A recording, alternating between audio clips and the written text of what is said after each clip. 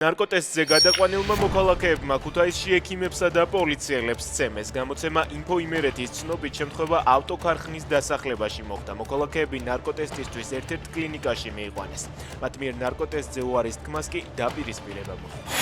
კლავჭიდელ ხატია ვიბლიანს პროკურატურამ არასრულწლოვნის მიმართ განხორციელებულ ძალადობის ფაქტზე ბრალი წარუდგინა. 11 სექტემბერს ერთ-ერთ მაღაზიაში ბრალდებულმა ფიზიკური შეურაცხყოფა მიაყენა არასრულწლოვანს. შემდეგ კი ძალადობა მაღაზიის მიმდებარედ გააგრძელა.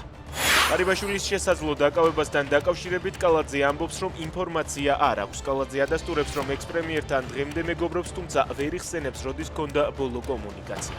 ირაკლი ღარიბაშვილის და მისი ახლო გარემოცვის წევრების დაკავებაზე ბოლო პერიოდში აქტიურად საუბრობენ. გუშინ თინა ბოგუჩავამ თქვა, რომ ღარიბაშვილს რამდენიმე დღეში დააგავენ. უკრაინელებმა რუსეთში ვლადივოსტოკში განსაკუთრებული სისასტიკითა და აგრესიით გამორჩეული რუსული ბატალიონი გაანადგურეს. ბატალიონის საბრძოლო ოპერაციებში კიევის, უგლედარის, მარიუპოლის მახლობლად, კურსკისა და პოკროვსკის მიმართულებებზე მონაწილეობდა. 155 ბრიგადა უკრაინელი პატიმრების სიკვდილით დასჯით გამოირჩეოდა. უკრაინის შეიარაღებულმა ძალებმა თავდაცვის ძალებთან თანამშრომლობით რუსეთში სარატოვის ნავთობგადამამუშავებელი ქარხანა დაბომბეს. სარატოვის ქარხანა ბენზინს, დიზელს, მაზუტს, ტექნიკურ გოგირდსა და სხვა ნავთობ პროდუქტს აწარმოებდა.